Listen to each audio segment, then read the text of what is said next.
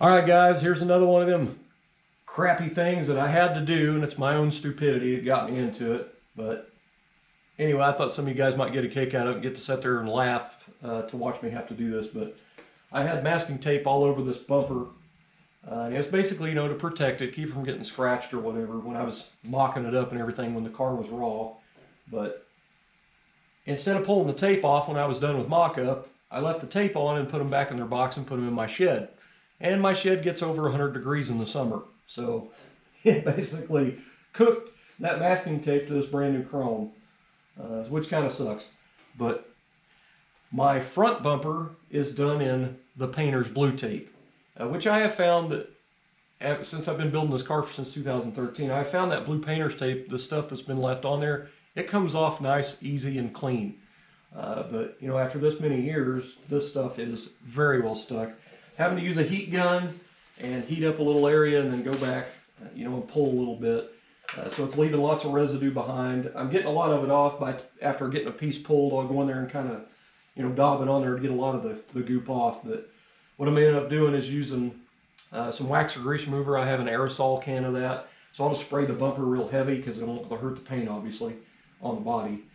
And I'll let it sit on there a minute, and then I'll spray a soft microfiber rag and then wipe over it to get it off. But these are the aftermarket chrome smoothie bumpers. These are the ones you buy that they don't have any visible carriage bolts. They don't have the guards on the back.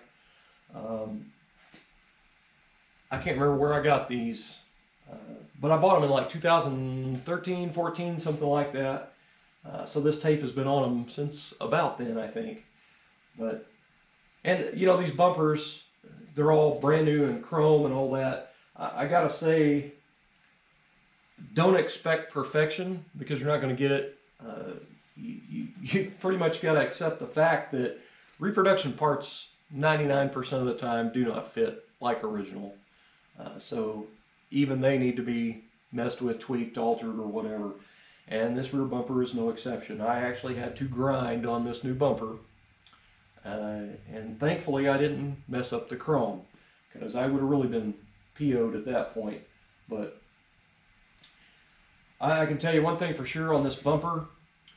When you pull it out of the box, it looks all brand new, shiny, and chrome, and it looks kind of nice. And then upon getting more visual with it and checking it out, you find out that it's just not all that great. The edges are kind of rough, the way they're trimmed. Like you can see the rough saw marks around the edge, so that kind of sucks. But this is exactly why you see high-end shops, they do their own bumpers and then send them out to get plated. You don't have this mass-produced part. But, my car, I've already figured out that I can't make it perfect because I don't have that kind of money. But anyway, so what I ended up having to do was trim it out with a rotary bit on a die grinder up in here because this notch in the top of this bumper was not the same as that side. Go figure. All one-piece bumper, and it doesn't even match that side to that side on the little half-circle cutout over here. So I ended up having to trim it with a die grinder, so luckily it didn't flake the chrome on the edge, because it was like right up in here. But anyway, just expect that your new out-of-the-box bumpers are probably not going to fit as nice as you think they are. But anyway, I ended up taking aerosol chrome spray paint and spraying it inside the cap and using a brush down in there, and I just basically daubed it on the edge of that bumper. Now you can't see it, you'd have to be back on this angle, which you can't see it for the curve of the body, but that's what I had to do, was just the thickness of that bumper edge is what I trimmed, so I've just got that spray paint there. But anyway, it's just what I had to do.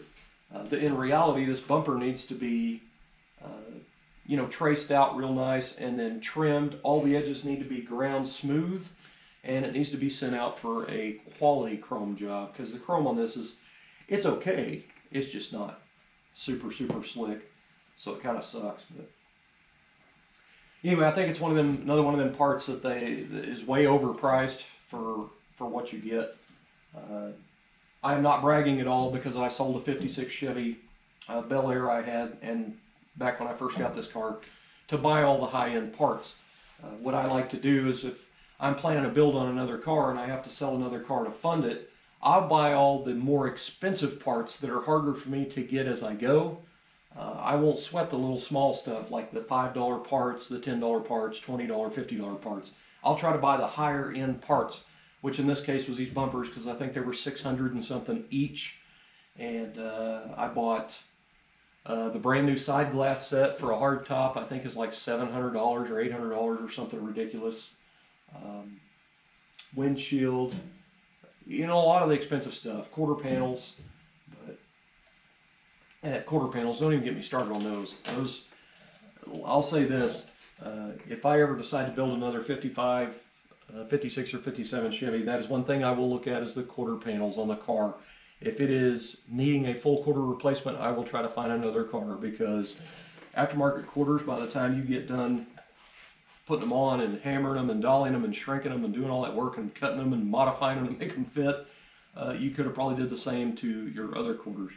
I could have probably hand built my own patch panels on the lower half of the quarter. Probably could have made it myself on a concrete floor better than the aftermarket I got.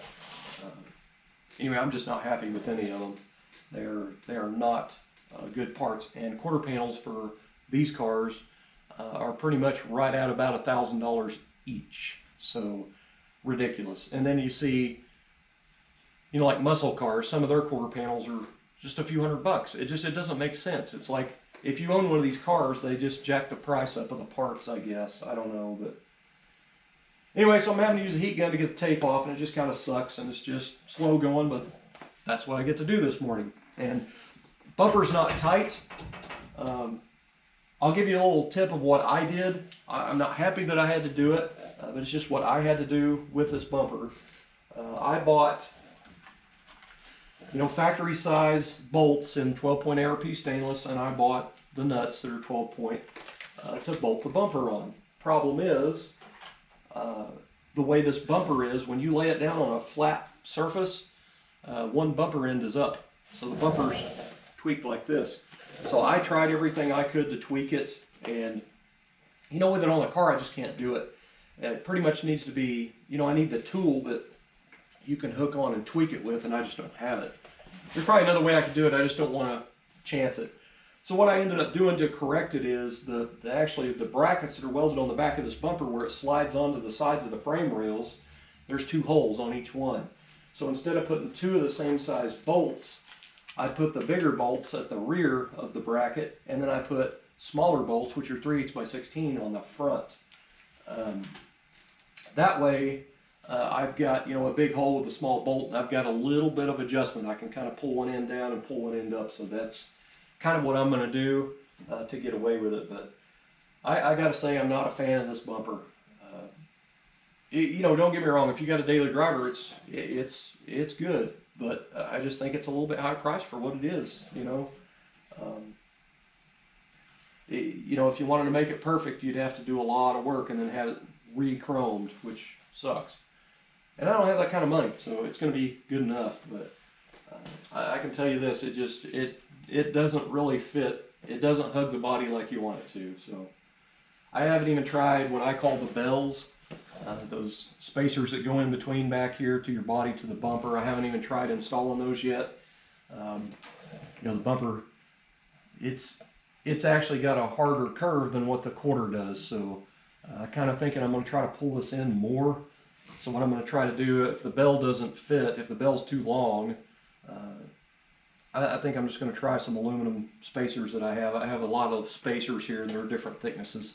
So I'm going to try those between there. I'm just going to play with it a little bit, see if I can get it a little bit tighter. Anyway, I know lots of guys that, you know, they like that station wagon rear bumper. My cousin actually just bought a brand new one, and he has them at his house in the box. I get to put those on when I get back over there to work on his car. So you can put your license plate on there. You know, the wagon has the hump in it for a license plate. I actually thought about doing this. But I decided that I wanted it really slick, clean, and sanitary back here when I was showing it, so that's why I put my license plate on a fold-down bracket under here, because I can fold it up at a show, and it just makes it look cleaner. You don't have this ugly license plate and frame and light and all that crap on there. You know, originally these cars, the license plate mounted on the back of the deck lid right here, and it just sticks off a little bit. and it's ugly. And then you have these bumper guards that come up, and they have lights in the side of them for your illumination for your license plate. And so for me, I put the folding bracket on the frame rail back here, but I have a Billet Specialties license plate frame that has a light in it. So at least I won't get pulled over for no illumination on the license plate, which I have been pulled over for that before, in a 55, by the way. No tag light. He didn't give me a ticket though. He liked the car, so I got out of it, but that was pretty cool. This is no joke, back in probably 1999, I had a 55, a really, really nice car I'd done. It was like a medium red pearl, and it was two-toned with almost like a medium gray metallic roof in the back half, and I had it lowered with big wheels, and I was driving down the highway, and I know I was doing the speed limit, and all of a sudden I noticed these lights flashing behind me. It was at night. It wasn't dark. It was like you could still see. You didn't need your headlights on, but it was getting dusk, I guess you'd say. But anyway, I got pulled over by Oklahoma Highway Patrol, and I was like, what the hell, is my speedometer off? And he walks up there to the car and he goes, you wasn't doing anything, I just want to check out your car. So that was pretty awesome. I actually pulled into somebody's driveway of their house, so we were out of traffic, and I opened the hood for him and showed him that and stuff. But apparently his dad had one when he was a kid, and he enjoyed it. So I thought that was kind of awesome. But anyway, guys, I'm going to get back to this. What am I at on minutes?